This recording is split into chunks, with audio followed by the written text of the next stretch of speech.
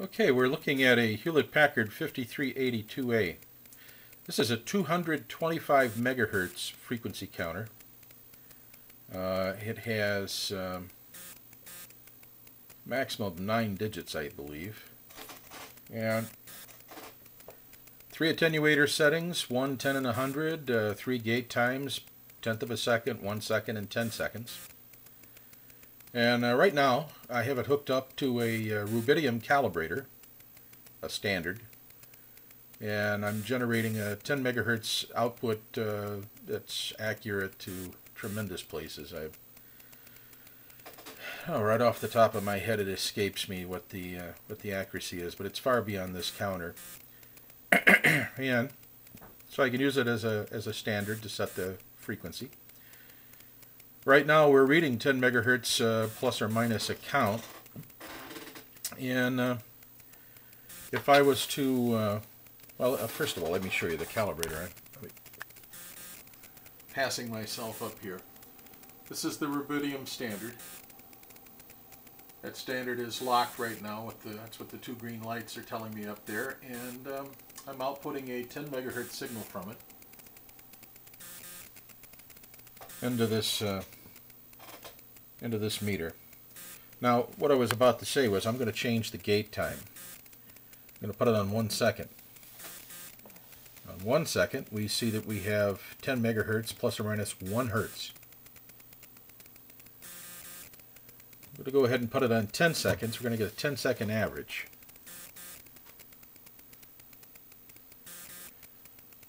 And what we see here, there's our first reading on 10 seconds. We'll go with the next one. Make sure we have the entire 10-second period. But our 1, which is in the tens of millions places, is off on the left, out of sight. But we've given ourselves an extra digit on the right-hand end, and we see that we're 0.3 of a hertz off of that 10 megahertz frequency. And we've gone through, I believe, 2 cycles now. I'll know better in a moment. But so we're within 0.3 of a hertz of 10 million, which is tremendous calibration. Very, very accurate. And if this thing holds, you'll have a very accurate meter at home. You'd pay quite a bit for a cal job like this on the outside if it was an NIST standard job. Okay, we just saw it go up an extra tenth here.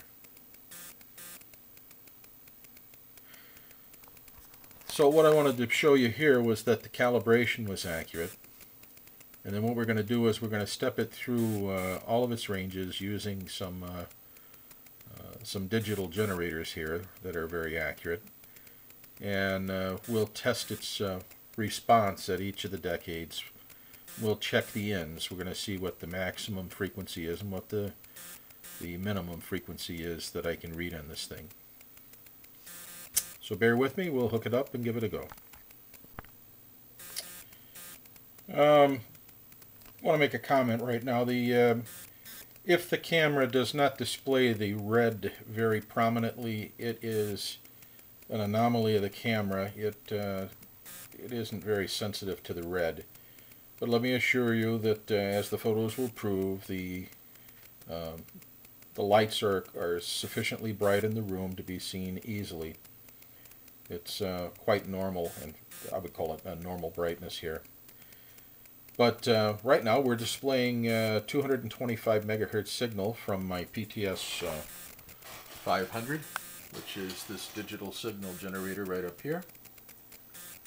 I have it set for 225. That should be that's the rated maximum specification, rated limit.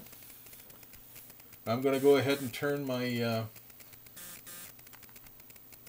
PTS up. Let's go to 235. 245, 255, 265, 275, 285, 295, 300,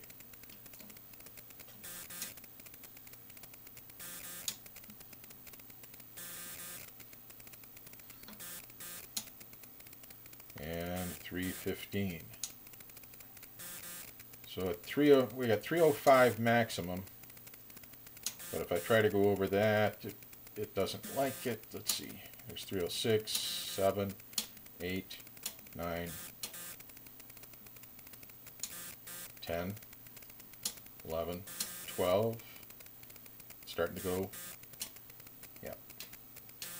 So about 310 megahertz that we actually can read with this thing. I wouldn't normally do this on an everyday deal, but as a quick now and then reading, I don't see why you couldn't.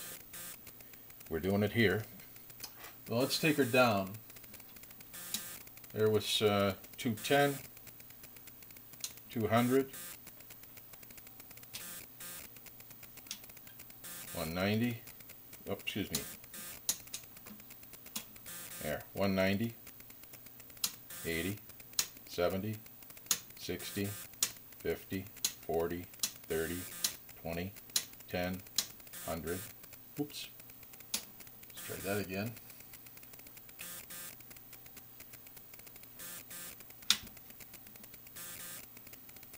All right.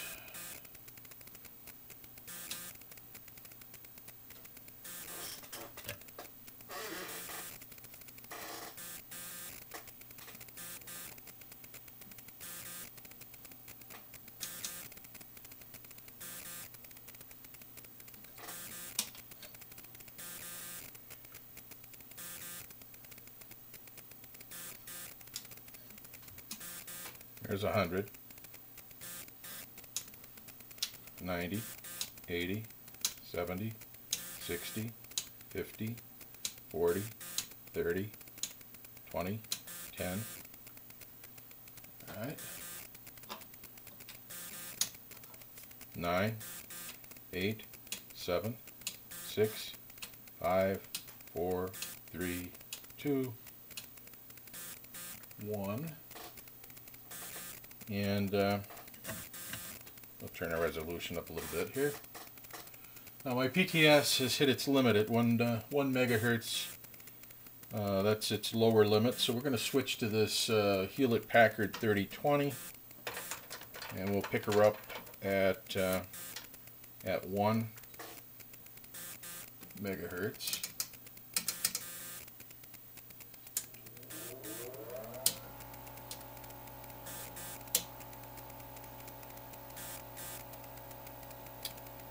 Alright, there's megahertz. And we're going to take her down to 900, 800, 700, 600, 500, 400, 300, 200, 100, and we'll go 90, 80, 70, 60, 50, 40, 30, 20, 10. Okay. Allow me to change my band here.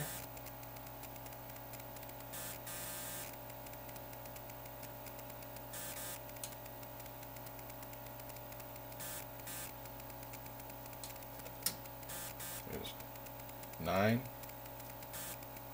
8, 7, 6, 5, 4, 3, 2, 1. And we'll go to 900.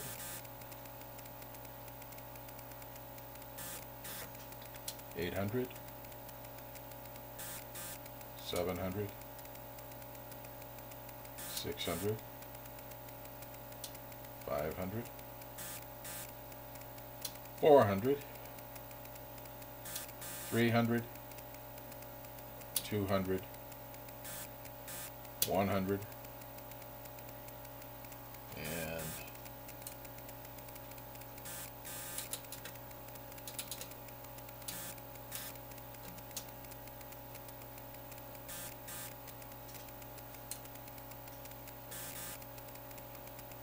90, 80, 70, 60,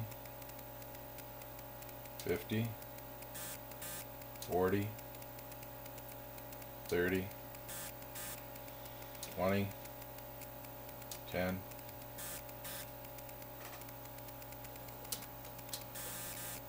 9, 8. We're going to go ahead and turn our resolution up here now. These are going to be 10-second averages, so it's going to take longer for the readings. That's why I held off as long as I did. There's 8, 7,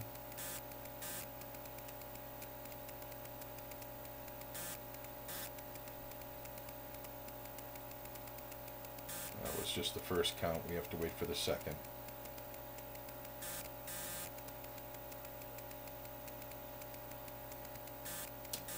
I'm going to go down to 4. Save ourselves a couple of steps here.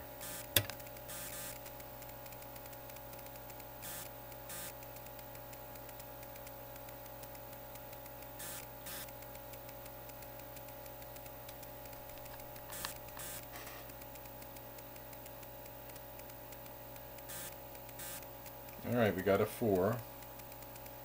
We'll go to 3. That's our 3 within a count. We'll try 2. And I think we're just up against a wall here. 2.1 is within a count. So we hit 2, well, we'll try 1. We're pushing it.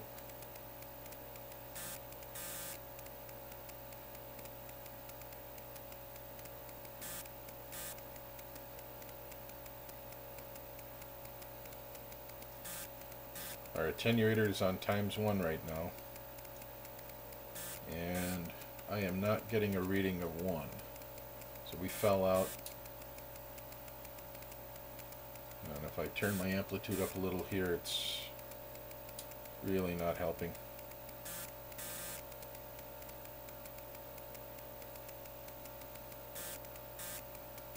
So I'd say from 2 up, we definitely had readings. So was that 2 to 300 and, was it 12? 310? For a 225 megahertz machine, that's pretty good. So we've demonstrated that it's capable of reading in all of its decades.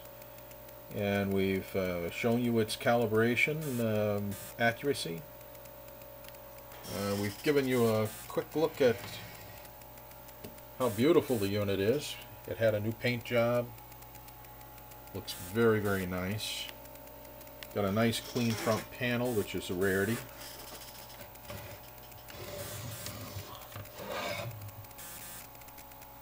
We'll look at the back here.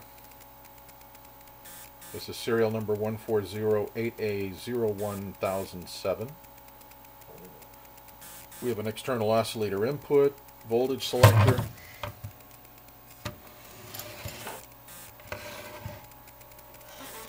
opposite side, and our bottom. Very nice. Beautiful, in fact. Let's go ahead and, while we're talking, give ourselves something to look at. So there you have it. Our counter is functioning very well. It will come with a new set of leads. The BNC to gator clip lead, kind of the most general type. The unit will also come with a printed manual, and which will cover the operations, the maintenance. We'll have schematics and parts lists, so you'll have everything you need. So happy bidding, thank you for listening to me, and good luck.